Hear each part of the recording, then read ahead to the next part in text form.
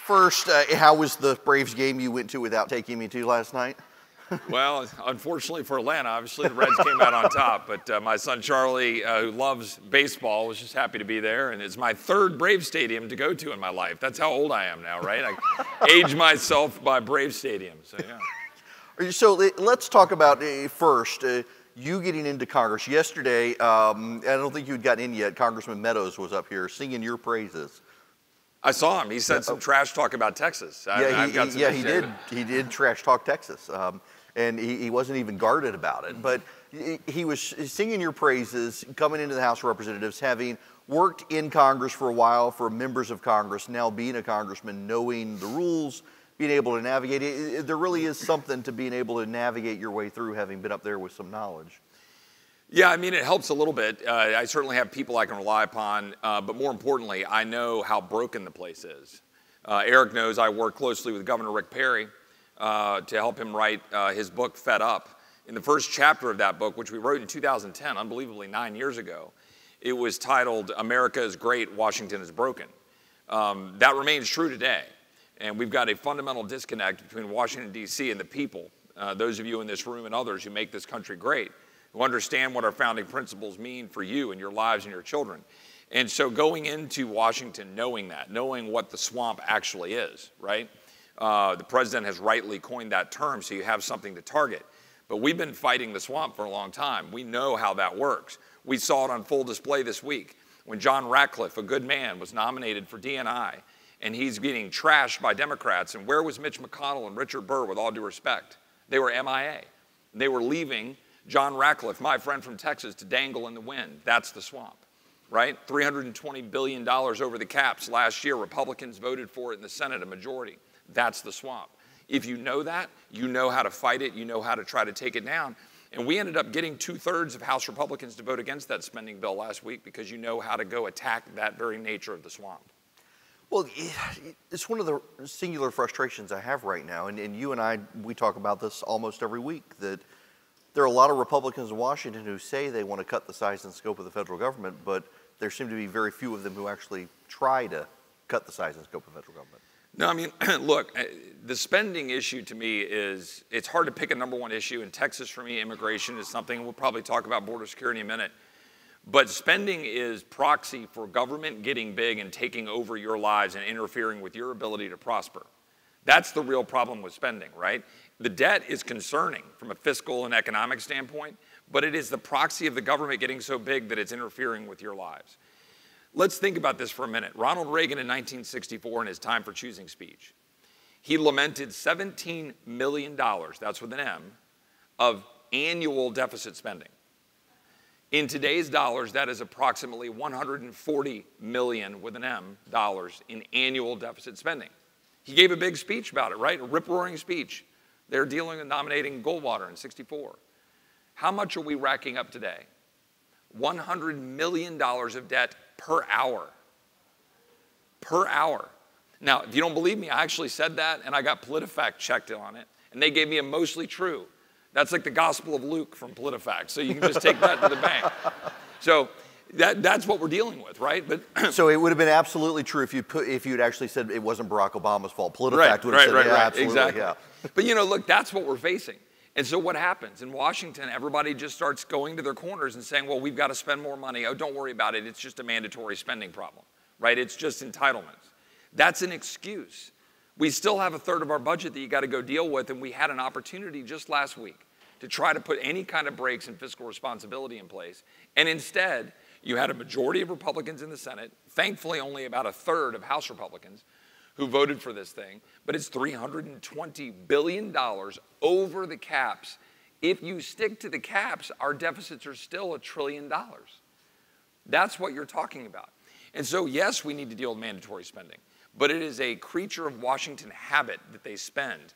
It was like when Tom Coburn coined the term gateway spending drug with earmarks, right? These guys, they get drunk with power in terms of spending dollars, and it's other people's money, so they've never met a dollar they can't spend in the name of national defense. And that's the last point. I keep hearing from a lot of Republicans, in good faith, I believe, that we need to keep spending this money in order to give our men and women the tools they need. You know what? I represent Fort Sam Houston, the Army Futures Command, and about 90,000 veterans. not one of them have come to me and said, please mortgage the future of our country on the backs of the military. Not one of them. Not one of them have come to me and said, I want my children and grandchildren to be unable to defend this nation because we've spent it into oblivion. And that's where we're headed. Interest on the national debt will eclipse defense spending in 2024, even if interest rates stay as low as they are right now. We have got to tackle this problem today. I want to move into defense, but in getting there, I want to get to the border because I know you, Jody Heiss, and others have, you in particular, because of the nature of your district, you've been to the border a lot. And if you wouldn't mind, just talk to us about what you see down there, what you encounter. So I'm pulling out my phone for a reason. I have spent a decent amount of time on the border. The southwestern edge of the district I represent, Texas 21, is about 100 miles from Laredo, from the border of Texas and Mexico. What we are seeing there is completely unprecedented. If you are not from Texas or if you are not from Arizona or New Mexico, then you're not feeling what's actually happening. It is 10 times worse, 100 times worse than you can possibly imagine. Our Border Patrol agents are under siege. As we speak, right now, they are under siege. Cartels, particularly the Gulf Cartel, the Reynosa faction, the Cartel del Noreste of Los Zetas, and the Sinaloas have operational control of the border of Texas and Mexico. Full operational control. They decide who comes across. They choose. They are making hundreds of millions of dollars moving people, not narcotics. They make money moving narcotics. They're making hundreds of millions of dollars. One study said $2 billion in 2017 that cartels made moving people across our southern border. It is a profit model. It is a human smuggling business. They have a business model, and they're operating it every single day. While Democrats attack our law enforcement officers, Border Patrol and ICE, and they do so with complete reckless abandon for the sovereignty of the United States, the well-being of the citizens of the United States, and the very migrants that they say that they're trying to help in the false name of compassion, while little girls get abused on the journey through Mexico, while cartels are overrunning our southern communities.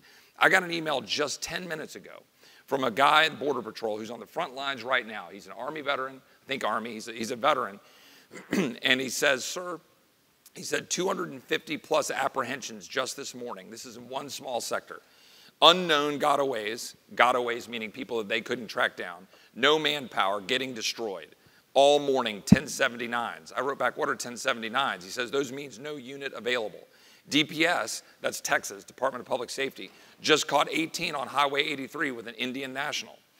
When our ground sensors go off, when a drawbridge camera sends an image, or even when our aerostats view a group in real time, we don't have enough agents to respond or apprehend, so we call those 1079s.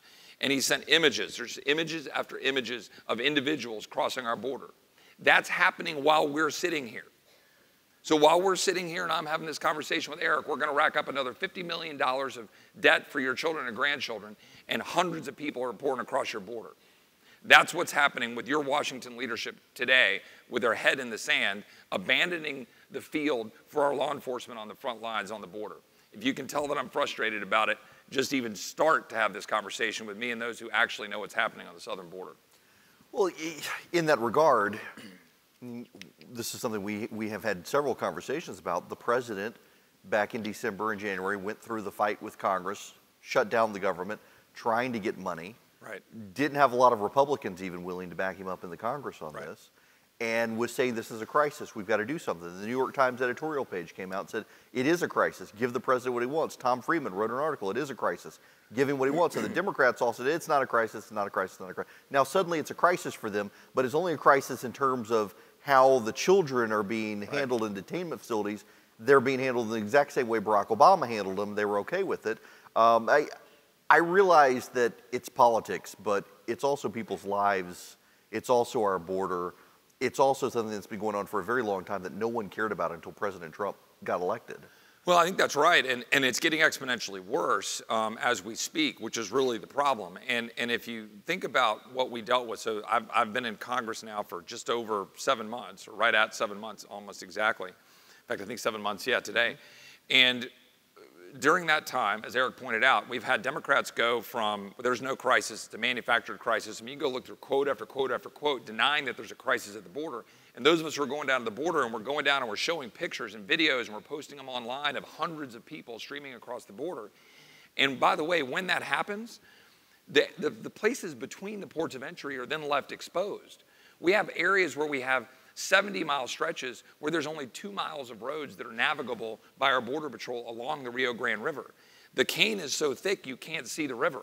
Our Border Patrol agents are down on the water with a radio signal that doesn't work, cell signal that doesn't work, and they can't see the river, and there's only about 1 guy for every mile of stretch, and they're rotating in. And by the way, with the numbers coming in and the humanitarian crisis that Eric's talking about, the Democrats act like they just solved the problem. We're throwing money at it, but we're not actually stemming the tide of the flow. So all we're doing is having Border Patrol go in and into the housing business.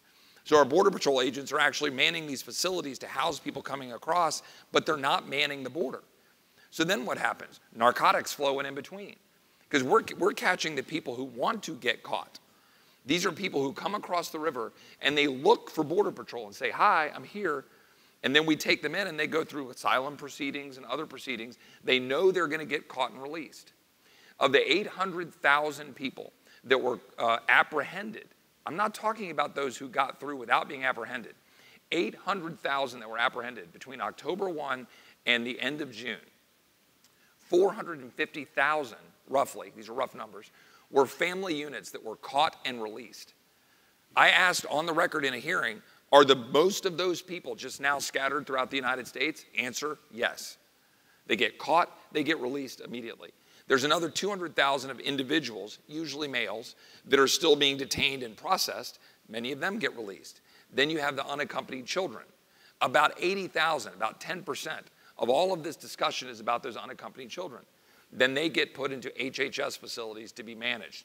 The whole debate about this bill that got passed 2 months ago, $4 billion, after Democrats fought and whined and wouldn't do anything about it, was all about the money basically to deal with those children in HHS. None of it was going to fund ICE. And one last point, Eric. ICE funding, they got $200 million in the last bill for ICE funding. That's a number that doesn't mean anything to y'all. But I'll tell you, it came with all the restrictions. They can't use it to actually go do their job and then take bodies in and then process ICE, hold them so that we can then remove them. Instead, they're hamstrung so we catch and release them. President Obama asked for $1 billion in ICE funding 5 years ago. $1 billion. President Obama did.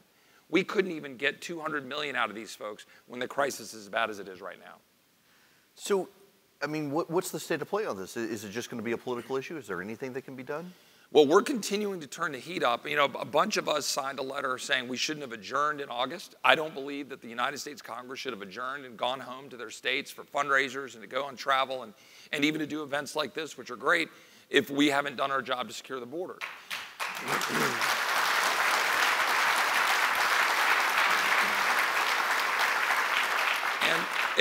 And I think this is going to be an issue that's going to stay on the front burner between now and November of 2020. And our job is not to let it be just a political issue, but to keep the heat up that we need to do something. We can solve the problem. We could solve it in about 24 hours.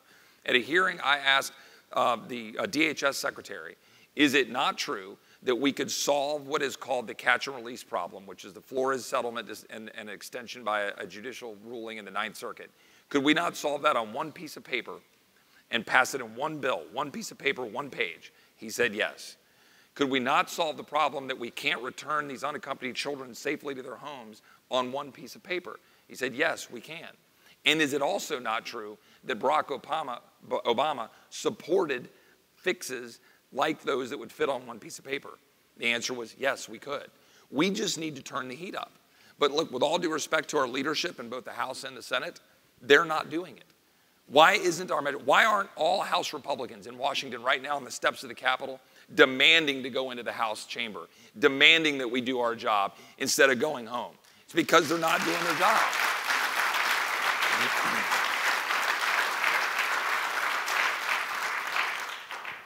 In that regard, I want to get a little bit more political with you, particularly about you and your race.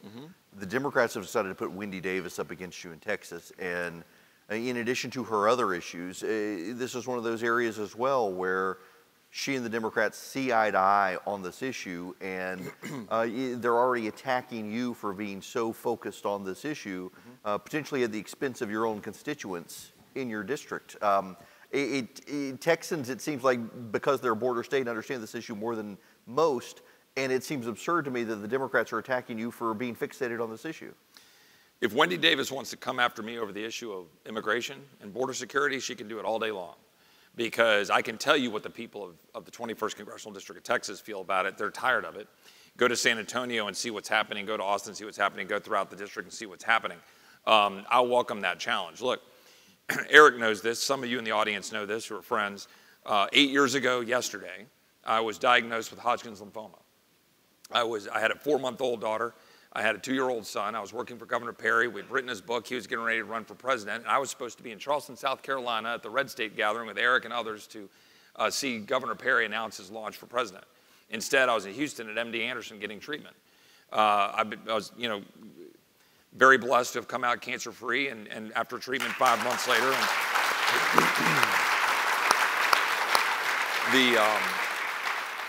My point of telling that, and my beautiful wife Kara is here, and my son Charlie and Virginia, they're here in the back of the room, and as you all know who have gone through those kinds of things, it's the spouses that take the brunt of that sort of thing. It's not you. You're just going through the motions. But Kara took the brunt of that. Why do I bring this up?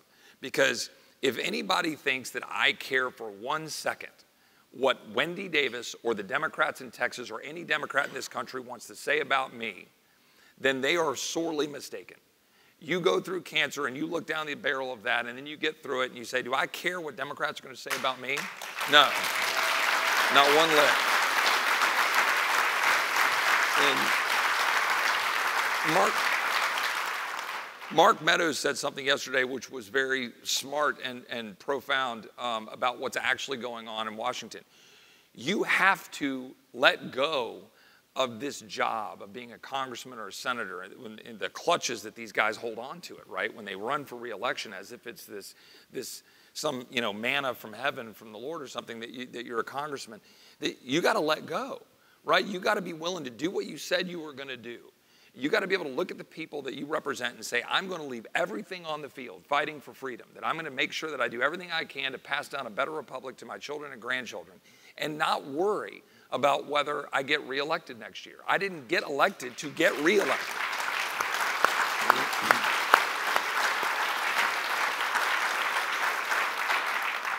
Meanwhile, your challenger seems to run for everything. And lose a lot. And we'll make sure that happens again. Good. Now, let's move on to other issues. We've talked about debt and deficit, and we've talked about immigration. The military. I know you've got military in your district. Yep. You are a strong proponent of our national defense, and yet it seems like, as we've mentioned, a lot of Republicans use defense as a way to say, well, we really can't cut spending because we'll be we'll be weakening our national security. Yeah, I'm glad you brought that up. When I campaigned, I started running a year and a half ago, and it was an 18-person field. It was very crowded, and got through in about 90 days, and we had a runoff and then won the general. I ran on securing the border, fiscal responsibility, balancing the budget, healthcare freedom, making sure our men and women have the tools they need, a clear mission, the care when they get home, and then getting Washington the hell out of the way of the American people. And that was it. That's what I think we need to do. And that's what I'm focused on every day. And on the military portion, we should not ask our men and women in uniform to put their lives on the line and go out and defend this country without having the tools they need to do their job, period, end of story.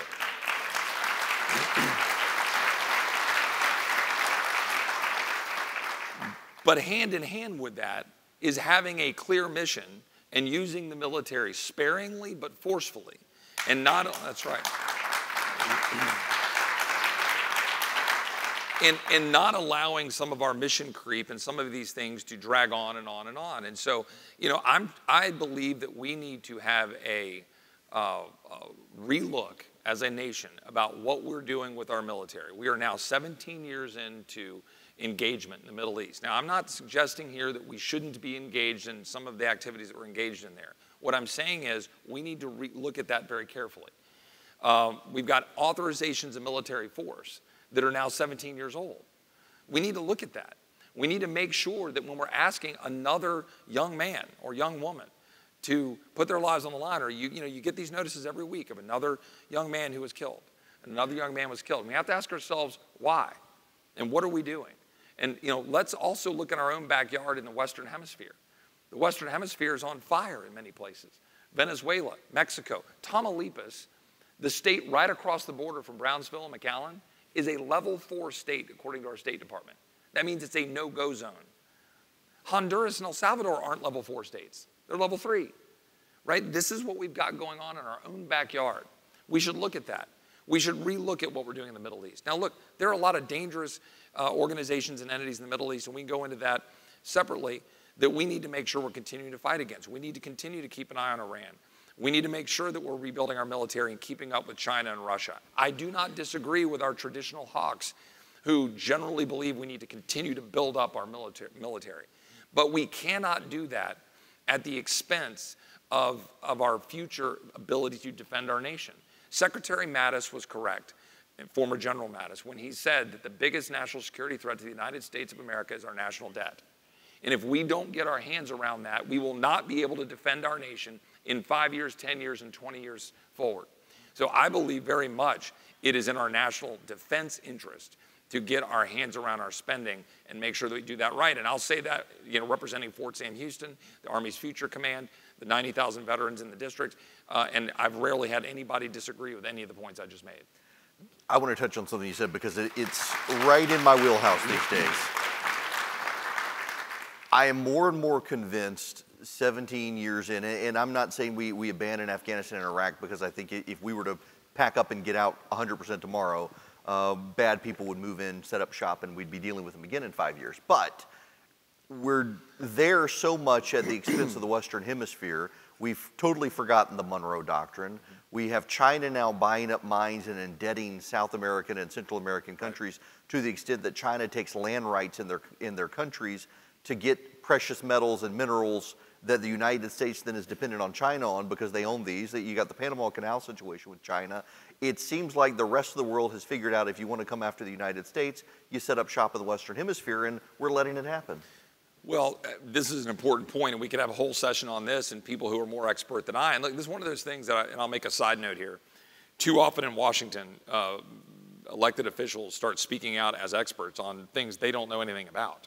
In fact, that's the vast majority of the commentary that goes on in Washington. And we see it every day in hearings. You got these guys who get up and they use their 5-minute questioning to give a speech. It's like, what? I mean, you got 5 witnesses there. Why aren't you asking them questions? This is an area that is probably the area I know less about relative to other issues. I was a Senate Judiciary staffer, a federal prosecutor. I've got other expertises. I worked in banking, oil and gas. So I know a lot of issues. But I know less about national security issues, right? And so I'm taking my time before I try to speak out too much on those, about what's going on in Afghanistan and Syria. We've invested a lot of time, energy, blood, treasure to try to fight back, and we've had a lot of victories, important victories. It's important to celebrate those victories in beating back terrorists who want to do us harm or go after Israel. However, what you just said is right. We've got to focus in our own backyard. Look, this is right directly connected to our border situation. Like I just said, the number of other than Mexicans, which is the term of art that you use for people who are coming across our border not from Mexico, continues to skyrocket, right? It is now the lion's share of the people coming across our border. And people are coming from all over the world. When I went to the ICE facility, you all saw this ridiculous event where these people stormed the facility in Aurora, Colorado, outside of Denver, and they took down the American flag, defaced it, and then they raised the Mexican flag. I was in Colorado that week, so I went to the facility the next day, met with the people who ran that facility, and it is a clean facility. People have TVs, ping pong tables, medicine. They have all of the things you need, dental facilities. They had video games, 3 square meals. And these are people, by the way, that are now getting filled in who came across our border. 57 countries are represented in that facility, in this ICE facility with 2,000 people being detained. That's what you're dealing with. So to your point, the basics of defending your nation is to secure your border. That's like issue number 1, right? It is our sovereign responsibility.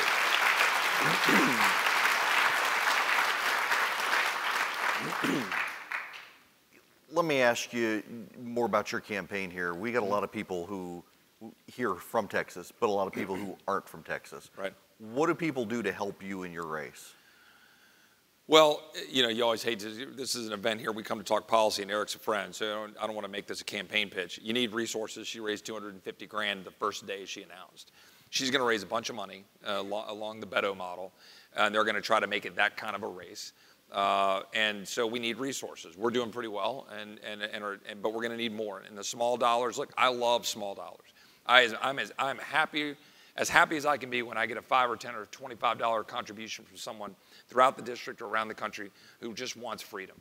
Because then you are less beholden, hat in hand, going out to particular areas with wealthy donors or you know, the big money interest. I would rather have, you know, 20,000, you know, $100 donors, right? That makes you stronger. It makes you represent the people that you know, you're out there wanting to represent easier. So any kind of financial support is always great. But honestly, it's just keep fighting the fight. You know, Heritage Sentinels that are in the room, people that are out there that are engaged. I know a lot of you. I've seen you out there because I've been a part of the grassroots for the last 15 years. Stay engaged. We've got to win this fight. This is a freedom versus socialism fight. It is real. The four speakers, as I call them, because Nancy Pelosi has ceded her speakership to these four ladies. Four speakers of the apocalypse? Exactly. It's exactly right. You know, this is a real fight, okay? You know, just last night on one of the networks, I can't remember, one of the comedy channels or something, somebody sent me a clip where I think it was, it was Bill Maher. And Bill Maher said something along the lines of, hey guys, you know, we just got to have Joe Biden. Can we all just come together and recognize we need Joe Biden, and don't worry, we can have our revolution later, right? They get it, right? They want to do whatever they can to knock off the president, to be able to reclaim power and then set the table for a full-scale socialist revolution. It is 100% in works, and it is our job to stand up and fight that and to push elected officials. Mark said it yesterday when he gave his example about the duds you get in your shotgun if you're out shooting and you kick it out and you get a new shell. We need more of that. There are too many duds in Congress in both parties. There are way too many, I'm telling you. People who run away from the fight. They don't want to stand up and speak the truth. But we've got to do that. This is just like, you know, when the revolution occurred, it was not a majority of the population that wanted to go to war with their family in Britain. It was not. It was a small minority. And as Sam Adams said, it was a small minority willing to set brush fires of freedom. That's what you are. You're the group that does that. That's who Eric is. That's every one of you that's out there on blogs and in Twitter and out there pushing the right narrative, getting people energized. Show up in Texas 21, but in Georgia and across the country. Make sure Jody Heiss wins in a landslide. Make sure Mark Meadows has support. Ted Budd, a lot of the Freedom Caucus people. Support the House Freedom Fund. The House Freedom Fund doesn't do a lot of the take money off the top efforts that the swamp does into sort of make sure they're protecting the DC swamp class. The House Freedom Fund and the House Freedom Caucus is trying to reward patriots for being willing to stand up against the swamp and the powers that be in the establishment. And let me just say a note about Eric. Eric's been doing this for years, and he is a singular force in the conservative movement that we should all be thankful is continuing to stay in the movement. Thank you.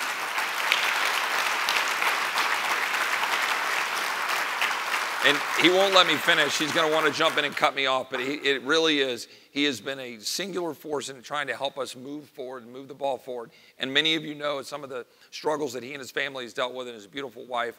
And we should all keep him and his family in our prayers, but make sure you keep doing what you're doing with the Resurgent and keep giving a platform so we can continue to get the word out. Thank you. The couple minutes we've got left here, if you could just real quick, kind of explain, because I don't think people outside of Texas understand, maybe in Georgia they kind of do, but what the Democrats have decided that they really want to make Texas some level of battleground after 2018. Sure, I mean, it is real. We've now seen a few retirements in Texas, and the Democrats are trying to make a lot out of that. But let's dissect them a little bit and look at the actual facts on the ground. We've got a situation where we thought Ratcliffe was going to go to DNI, so that was an open seat. That's not occurring now. He's staying in the House, and he's a good man, and he represents a good district. You got Pete Olson, who retired, who's been in the House for, I think, I don't know, 12 years or a while, and it was a natural time to retire. You know, Will Hurd is always a 50-50 seat. Will's a good man. I like Will. We disagree a lot on the issues. He would, if he were right here, we would say that. And it's a tough district. It's Texas 23. It's along the border. And Will's done a good job trying to fight and work through that district. But now let's go get a new person to run in that seat and in 22. Mike Conaway retired. It's a strong Republican seat. It will be a Republican. Let's get a strong conservative in the primary. And then let's go run on offense.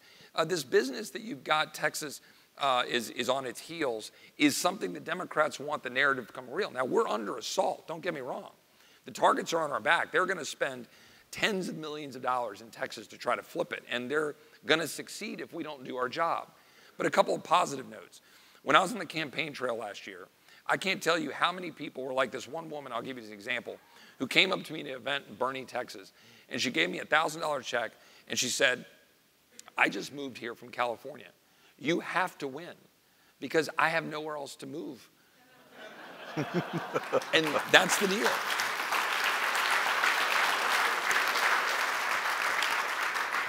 If you want to find out how to support Congressman Roy in his reelection, Senator Perdue in his, or you want just general action items on being an activist, remember to text the word Army to 33777. You'll be able to sign up for the activist list for the Resurgent. And Congressman Roy, thank you very much for coming. Thank you, Eric. Appreciate it. Thank you, man.